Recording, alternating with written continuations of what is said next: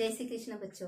मैं शिल्पा जंवर आज आपको और एक कहानी सुनाऊंगी। कहानी का नाम है अंतिम परीक्षा।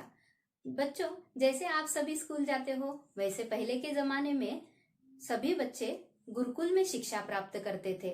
ऐसा ही एक गुरुकुल था आचार्य श्रीनिवास का।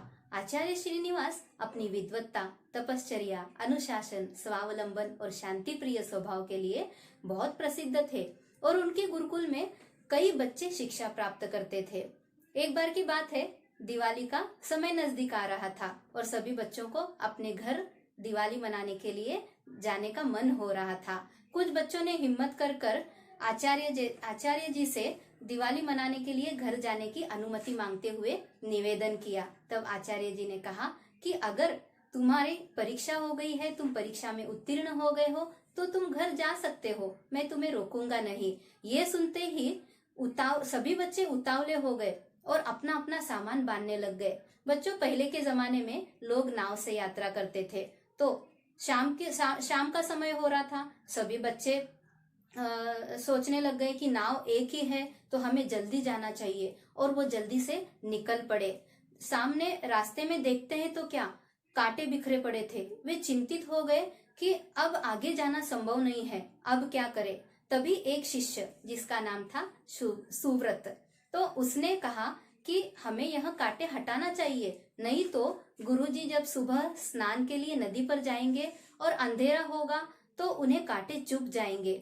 लेकिन किसी ने उसकी बात नहीं मानी। सभी ने दूसरा रास्ता पकड़कर खेतों से फसलें रोनते हुए आगे बढ़ चले और सुव्रत वहां पे अकेला ही कांटे साफ करने लगा, रास्ता साफ करने लगा।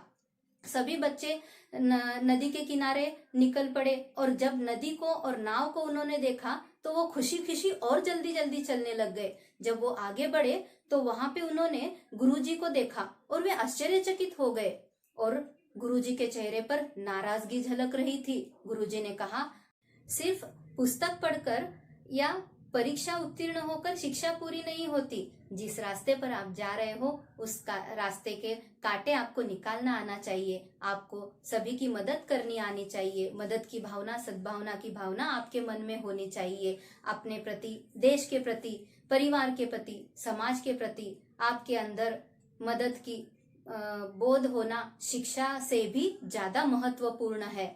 ऐसा कहते हुए तभी सुव्रत वहां पहुंचता है और गुरुजी कहते हैं कि सुव्रत, तुमने रास्ते के कांटे हटाकर अपना श्रेष्ठत्व सिद्ध किया है, तुम हमेशा जीवन में यशस्वी रहोगे। ऐसा कहकर गुरुजी ने अकेले सुव्रत को अपने गांव जाने के लिए रवाना किया और सभी बच्चों को आश्रम की ओर ले चल पड़े। तो बच्चों, इस कहानी से हम सीखते हैं कि हमें अपने कर्तव्यों का पालन करना आना चाहिए और हमेशा अपने मन में सभी के लिए मदद की भावना रखनी चाहिए। धन्यवाद।